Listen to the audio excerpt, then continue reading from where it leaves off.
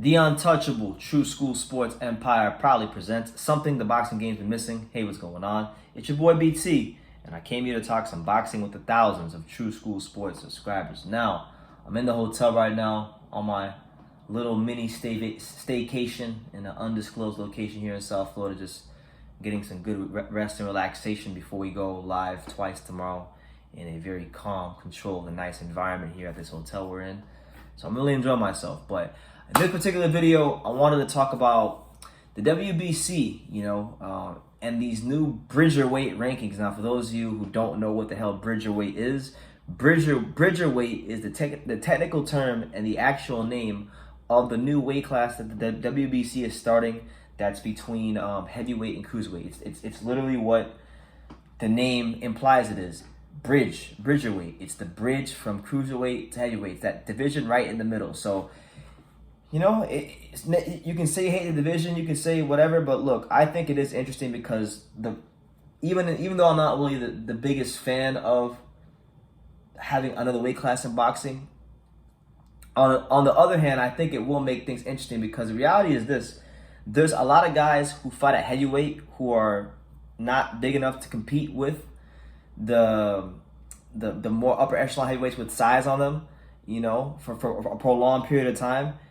And then you got these guys at cruiserweight that are too big for cruiserweight, and they're kind of like tweeners. They're kind of just in between. So I think it's this division is going to open up a lot of world title opportunities for guys who would not have a snowball's chance in hell of winning a world title at either heavy or cruiserweight. So it gives a lot of fighters hope to accomplish something in boxing and be a factor. But I just wanted to kind of go through these rankings and just highlight a couple of names and just talk about their prospects in the division. So looking at the WBC top 15 at Bridgerweight, there's a couple of names that stand out. We'll start off with number one. We got Oscar Rivas. Now, Oscar Rivas, definitely a formidable fighter. A guy that I think, in my opinion, probably could have still been a good contender at heavyweight, but he's going in ranked as the number one Bridgerweight in the world, and this is a guy, Oscar Rivas, who, he beat Bryant Jennings, knocked him out. That's how he got the Dillian White fight. Had a tough fight with Dillian White, dropped him, ultimately wound up losing that fight. But definitely somebody that if he fights guys that are smaller than him and touches them, he's going to be like Mike Tyson in this weight class. So, I'm not mad at him being ranked number one.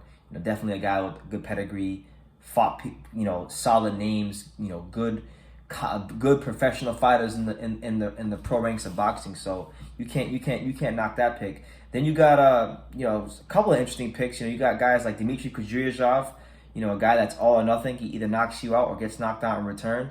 A pretty big cruiserweight. I think this weight class for him is he's actually gonna fight guys that are more of his size, which might be a good thing for him because of the fact that when he was fighting the Macabus and guys like that, and even the Dorticos, these guys are a bit more fleet of foot, and maybe at this weight class, because guys are closer to his size, he'll be able to maybe sit there and trade with him more, and that's more advantageous to him. So maybe Bridgerweight might be the move for a guy like Kudryashov.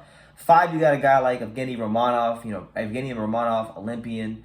He beat Deontay Wilder. That's what he's most known for. He beat Deontay Wilder. He's not a massive heavyweight. So you question whether or not he had the size or the athletic ability or some sort of skills to overcompensate for the lack of size, and I don't think he really has that. So this, for him, this division could be tailor-made for him. He's definitely someone that you want to watch out for, Evgeny Romanov. You got Bryant Jennings, a guy that his whole career, he's fought these behemoths. He fought Vladimir Klitschko, took him 12 rounds, fought Luis Ortiz, got stopped, beat Artur Spilka, who was a smaller heavyweight early in his career, beat Mike Perez, another smaller heavyweight early in his career. He beat quote-unquote Bridgerweights early in his career. His best wins and his best performances of his career are against quote-unquote Bridgerweights. So, I think this guy could be one of the stars of this weight class. You got Artur Spilka, a guy that gave Deontay Wilder one of his toughest fights on the back nine of his career, but still a good body. You got Alen Babic, a savage. Shout out to Croatia, shout out to L-Dog. Shout out to my man L-Dog. Alen Babic is someone that we all know for a fact, he's not big enough to compete with Filip Hrgovic. I don't think he has the punch power to hurt him, and know that does he have the skills to outbox him. In this weight class, there's guys that are more close to his size. And most of the guys in this weight class, like if you look up and down this weight class in the top 15, there's really only 2 or 3 guys that you could classify as athletic, fleet of foot fighters. So they're going to be there to hit for Babic, and if he can keep developing, if he can keep getting better and learning how to punch off some angles and getting just a bit of boxing skills, he might have a chance to go far. I like the fact out of all the fighters in the top 15, I'm really happy to see his name in the top 15 because I really feel like he didn't have a snowball's chance at heavyweight. So hopefully this way makes his name and he can be a factor in boxing. A couple other fighters, just to mention them, you got Marco Huck, great cruiserweight champion on the back nine of his career. I'm not really sure how much he has left in the tank. This is a guy that's lost a couple of fights recently. He lost, I think, in 2016 to Kavaki, and then he lost to to Alexander Usyk in the series, in the World Boxing Super Series. So this is a guy that is going to go down as one of the all-time great cruiserweights. Had a very long reign as champion. If this Bridgerweight would have been around 3 or 4 years ago, I think he might have been actually higher than he is. But because he's on the back end of his career and he's at that later stage, I think them ranking him at 11 is just fine. 12, you got a fighter who I'm not sure how familiar you guys are with him, but I'm familiar with him because he used to train in South Florida, and I interviewed him in 2016. Bilal Lagoon, shout out to Bilal Lagoon. Bilal Lagoon is a fighter that, I interviewed this guy when he had like 9 or 10 fights. This is a guy in Bilal Lagoon, pretty much just fought mostly domestic level. And when I say domestic level, I mean domestic in his country, like he's from Belgium. So Belgium, domestic level opposition. He's a fighter that already has 2 losses in his career. He lost to Tommy McCarthy in his most recent fight in a majority decision. And then he lost to Dudu Ngumbu in 2017 via split decision. Dudu Ngumbu, for those of you who don't remember, he was the guy that fought Alexander Vazdik, all those years ago. So, he's not like a big guy, but he's very slender. I've seen Bilal, good fighter, trains hard, works hard. Hopefully, we can see Bilal become his best version of himself at this weight class. And then number 15, last but certainly not least, this is my main man, 50 grand. All right, my main man, 50 grand. He's from Brixton, but he's one of South Florida's adopted very own. One time he even stayed in my hometown, Dania Beach. Shout out to Isaac Chamberlain. Isaac Chamberlain comes in ranked the 15th, and I think this weight class is perfect for him because there's a lot of guys in this weight class that are smaller heavyweights, and Isaac was a guy that I think was like an average cruiserweight. Unless like he fought Lawrence Okoli, which he did. A lot of these guys in this weight class are cruiserweights, and at the heavyweights, they're barely heavyweights. Like Bryant Jennings could be a cruiserweight. He's not that far from being a cruiserweight.